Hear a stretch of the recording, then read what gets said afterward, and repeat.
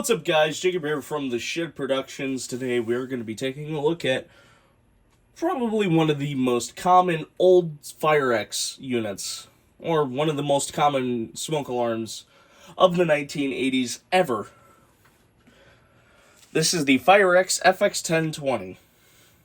It was released, well, they started manufacturing them in the early 80s, all the way through 1989.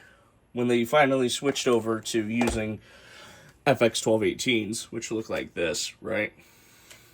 So, I got this one off eBay, brand new in box, which is awesome because I have not gotten an FX1020, one of these retail ones, ever. Like, just for an 80s Firex. Just,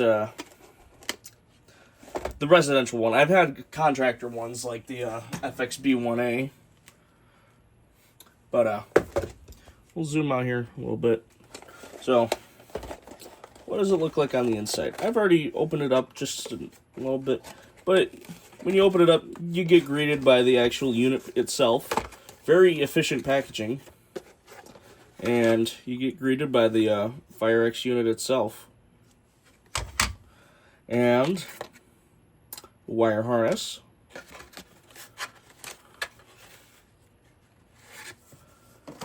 and you get an owner's manual, which I have not gotten yet, actually. So we'll check that out.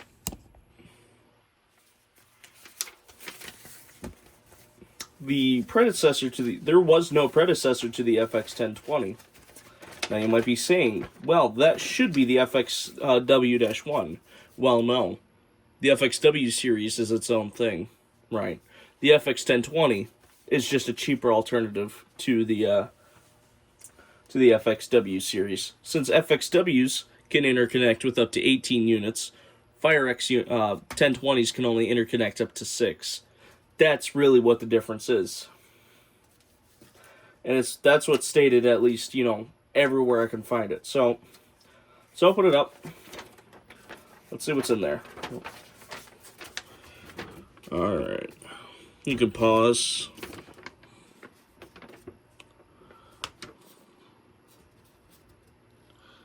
And read any of that you want.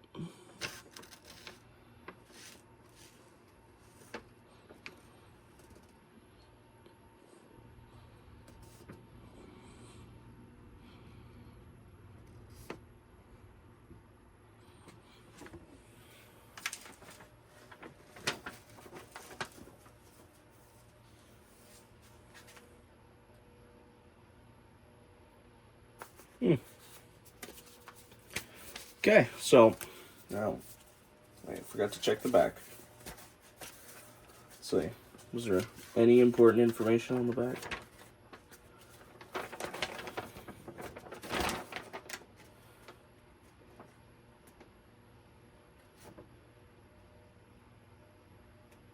Wait, whoa.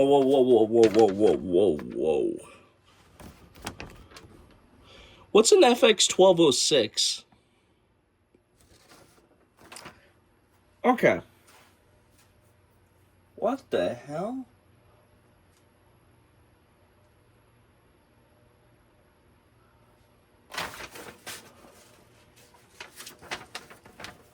$1106?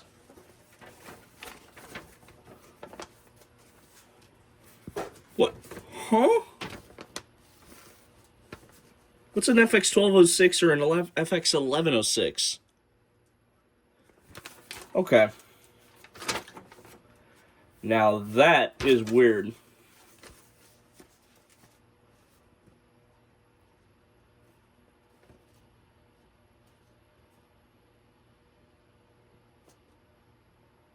Wow, that is I've never heard of an FX1206 or an FX1106. That's so weird. I'm going to study this manual later and upload a bunch of this information to the wiki, because that will definitely be important to document. Oh yeah, by the way, Smoke Alarm Wiki is still up, still going strong. It's available for anyone who wants to use it. It's free. Just give me a shout if you need your account verified, since I don't have Google set up for authentication. But anyways, let's take a look at the unit itself. You can already tell this is a modern style unit, right? You can look. This is from 1989. Looks like it's from January 8th, 1989. So this will definitely have the CLB51, and as you can see, you can kind of see silver. Well, older Firex units like this FX1020, you can very clearly see the difference.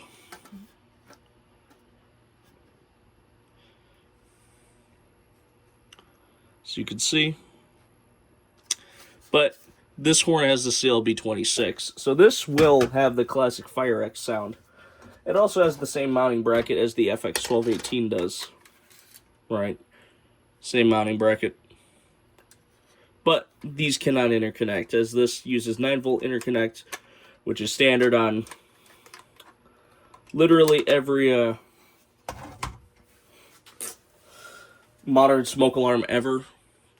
And this uses line voltage interconnect, or 120-volt interconnect. I'm not going to say 120-volt because there are UK versions that use 220-volt or 240-volt interconnect. Right. So, what directly succeeded this? Not really anything. You could argue that the G6 did. Maybe it was the FXWR. But realistically, the spiritual successor would definitely be the G6, as the G6 is an AC-only alarm that only can interconnect to 6 units, right? So, that would only make sense. So, let's plug it in. Let's give it a test. I'm sure you guys are eager for this week's Firex unit test, as I think it's become a little bit of a meme that I, snipe all Firexes on eBay, which is very obviously not true, for obvious reasons. So, let's plug her in. Let's see what. Yes, I do have a Firex harness just on standby. Let's take a look. As you can see, glowing red indicator.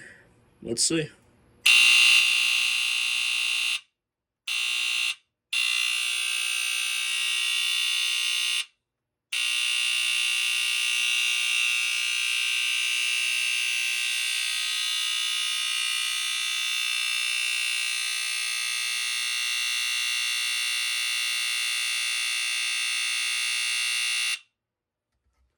Oh my god, that is loud. Yeah. These things brand new are super, super loud, by the way. So, now it's just going to be more yapping, honestly. So, might be, you heard me talk about CLB51 versus CLB26. So, what is the CLB51? It's a slightly smaller version of the CLB26. I actually have one right here. This is a Kobishi CLB51. And what it is a slightly smaller, more sharper sounding CLB26, as these ones sound a little bit more raspy than these newer FX 1020 sound, right? So that's just what the difference is. I pulled this one out of a Firex. Don't ask. But anyways, that's gonna do it for today's video, guys. See ya.